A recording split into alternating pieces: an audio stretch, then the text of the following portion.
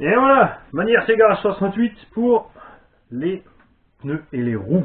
Enfin, les pannes possibles sur les pneus et les roues. Là, il y en a plein qui vont me dire, mais qu'est-ce qui va bien pouvoir nous raconter sur les pneus et les roues, etc. Alors, on a pris un petit café.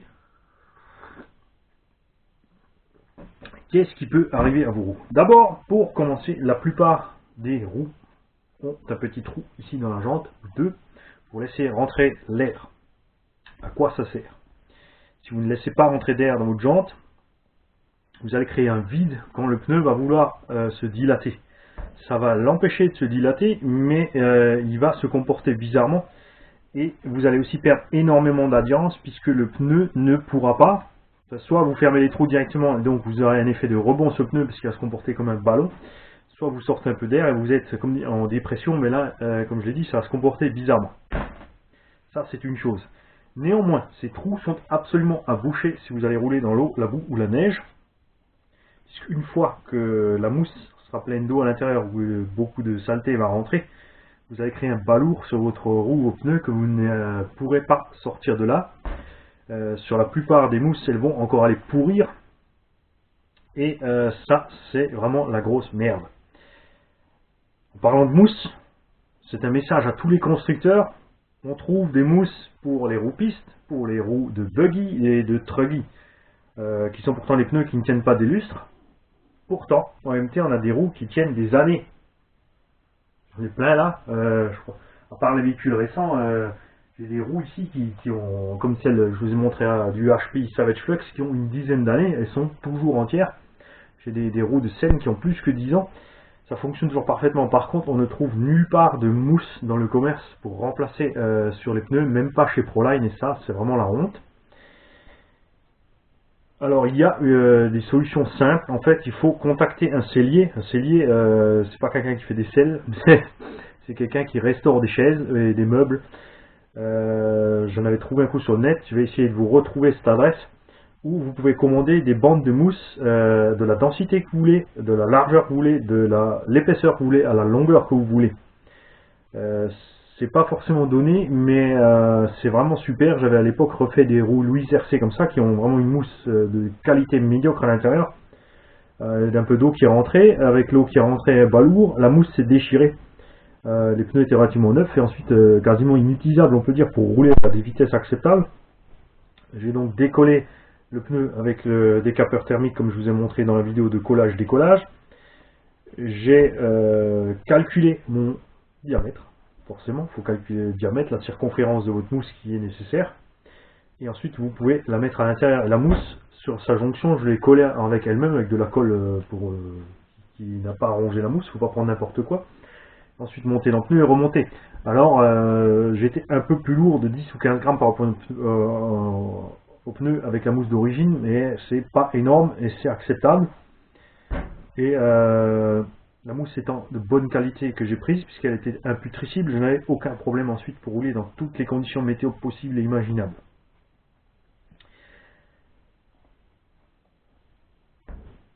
Pour empêcher le ballonnement, le pro de RC Garage, c'est Edouard, je ne le répéterai jamais assez souvent. Il m'a préparé les roues ici du UTR-MT qui sont montées sur le Colosse.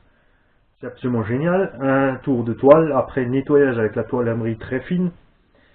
Vous scotchez, vous mettez votre bande de scotch toilé à l'intérieur. Bien sûr, après avoir bien nettoyé ce que vous avez passé avec votre produit abrasif. Vous recollez vos pneus et ensuite il les équilibre à l'aide d'un outil. L'outil, c'est simplement, vous prenez un hexagone, vous pouvez le faire vous-même. Vous prenez une fusée avec deux roulements, vous passez une tête de cardan.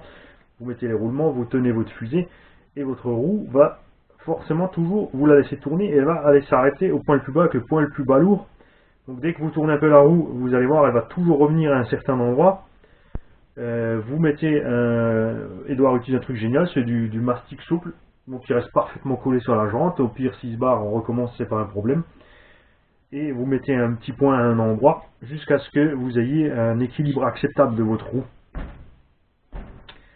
De cette façon, vous évitez les ballonnements sans devoir boucher votre trou à l'intérieur. et vous n'influencez pas sur le comportement de la gomme, juste peut-être un peu légèrement comme il y a la toile dedans. Moi personnellement c'est sûr que j'ai l'habitude de rouler avec des pneus qui ballonnent en MT, puisque moi ça m'éclate, des fois ça éclate le pneu, et on a quand même une petite différence de comportement, mais c'est vraiment super. Je sais pas si ça se remarque sur les vidéos, quand je passe à fond avec le Nemesis.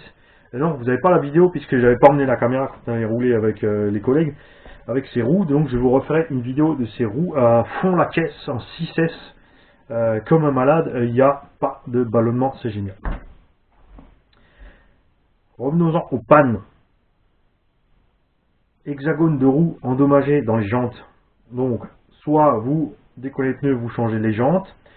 J'ai essayé sur des paires de roues pas chères et ça a très bien fonctionné de le faire avec de la colle plastique à chaud. En fait, j'ai acheté un pistolet à colle.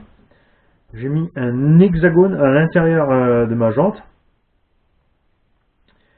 pour voir s'il rentre bien. Je l'ai sorti, j'ai mis de la colle très chaude.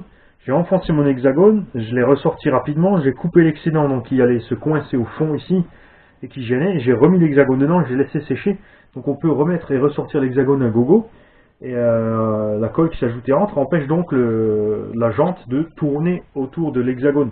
Bien sûr, ce n'est pas possible si vous avez complètement raboté votre jante et que c'est définitivement rond. Si vous retrouvez avec une perforation de 19 mm dans la jante, c'est pas la peine d'essayer de la réparer, ça ne marchera pas. Jantes craquées ou endommagées, pas très grave. Par exemple, ça se voit sur le X-Max, vous avez des jantes qui craquellent sur le pourtour, tant que ça n'empêche pas, ou les jantes Team Magic ou au bas aussi, tant que ça ne pose pas de problème à l'accélération, que vous avez de balourd ou quoi que ce soit se déchire ou lâche, ou que votre pneu ne se décolle, ces petites craquelures ne dérangent pas. Vous pouvez donc les laisser, mettre de la cyano dessus, il va renforcer un petit peu, mais au bout d'un run ou deux, elle sera à nouveau craquée, ça ne changera rien. Ça, c'est un fait. Et ce que moi je fais le plus souvent sur mes pneus pour ne pas être embêté, c'est que je perce deux petits trous avec une petite fraise Dremel aux deux opposés, donc ça fait des trous de peut-être 2, maximum 3 mm derrière un crampon. Le fait de faire ça permet d'évacuer quoi qu'il arrive l'air qui rentre, donc quand le pneu ballonne, l'air rentre, mais elle peut ressortir, donc on a moins de ballonnement.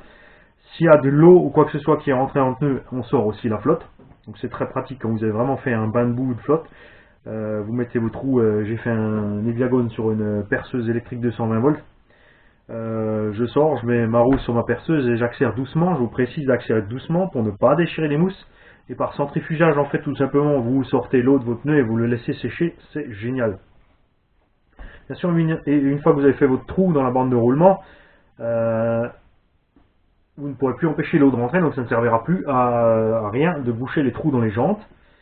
Mais il y a des moyens aussi, ça je vais vous montrer, sur la déchirure des pneus. Ça, c'est mes pneus de mon MT préférés. C'est dommage qu'ils ne les font pas en plus gros. C'est les Proline Big Joe. C'est des pneus extrêmement mous qui peuvent ballonner à fond, qui peuvent se déporter énormément par rapport à la jante. Ils avaient d'ailleurs à l'époque Proline ici prévu des renforts à cet effet, ce qu'ils n'ont plus jamais fait. C'est vraiment dommage. Le Big Joe 2 est juste laid comparé à ça. Et il arrive sur les pneus mous comme ça qu'on les déchire. Alors c'est pas la catastrophe, beaucoup se disent ça y est c'est foutu pour mon pneu, ils essayent à la cyano, ça donne rien parce que ça craque. Ce qu'il vous faut c'est de la colle à gummi. Alors ça c'est une colle allemande de chez Paytech, Profil Gummi Kleba, vous en trouvez en France aussi. C'est une colle tout simplement à laquelle vous pouvez coller du caoutchouc, des mousses et du cuir. Tiens, ils disent même qu'on peut coller le parquet avec. Cette mousse reste souple et cette réparation-ci a maintenant 1 an. Et vous avez vu avec mon GSTE, j'y vais pas de main morte et ça tient parfaitement, voilà, parce que quand ça s'étire, la colle s'étire avec. C'est pas beau, c'est clair, ça vous fait un point moche sur la roue, mais je préfère avoir un pneu moche que de devoir racheter une paire de pneus, surtout quand j'ai un pneu dont le profil est encore bon et qui n'a aucun autre souci ce pneu. Donc colle à caoutchouc pour réparer tout ce qui est déchirure et machin. Il y a aussi des solutions extrêmes sur les grosses déchirures, ce que j'ai fait. Et là je vais en étonner plus d'un. Là, je sais pas s'il y en a beaucoup au courant qui ont pensé, c'est la chambre à air. Alors on va dire quoi, il a mis une chambre à air? Non, j'ai pas mis une chambre à air à l'intérieur. Vous coupez un bout d'une chambre à air, une ancienne de préférence pour pas vous faire zigouiller par celui qui a acheté la chambre à air neuve. Vous prenez une vieille chambre à air, N'allez pas exprès faire un plat à votre vélo pour dire à papa il faut que je rachète une chambre à air neuve, par contre la vieille c'est bon j'ai une idée, je peux l'utiliser, il y a de grandes chances qu'il va flairer le loup. Vous décollez votre pneu, toujours avec votre décapeur thermique, délicatement, vous le retournez, vous le nettoyez donc avec de toile à laverie à produit abrasif, vous pouvez acheter un petit kit de réparation vélo tout simplement, il livre des petites toiles avec, hein, il y a même de la colle avec qui va vous servir à vulcaniser. Vous nettoyez proprement donc la plaie, vous mettez votre colle à vulcaniser et vous collez votre bout de chambre à air à l'arrière, vous coincez le tout dans un étau avec des pinces plastiques comme ceci et vous laissez joyeusement sécher tout ça et ça va pouvoir boucher votre déchirure si vous le faites bien, ça tiendra sans problème.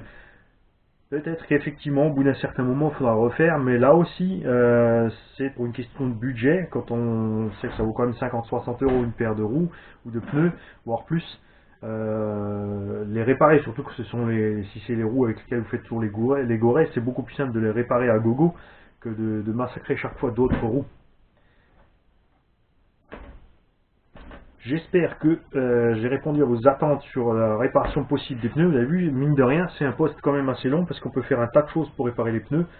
Je vous promets rien, mais je vais essayer de ressortir les liens de ce que je vous ai dit pour la mousse, de trouver un lien pour la colle, etc. pour vous simplifier la vie. Puisque c'est des solutions que j'ai essayées qui ont marché. Voilà, si certains d'entre vous ont d'autres solutions, n'hésitez pas, laissez-les sous les coms, les vidéos sont là pour ça, pour qu'on puisse tous ensemble avoir à la fin une banque de données de dépannage comme font les professionnels automobiles, c'est-à-dire de pouvoir savoir, tiens j'ai un claquement, rentrer le type du véhicule, le machin, et trouver dans la banque de données, tiens ça peut être ça, allons voir ça, et la démarche à suivre pour y arriver. Salut tout le monde, je compte sur vous.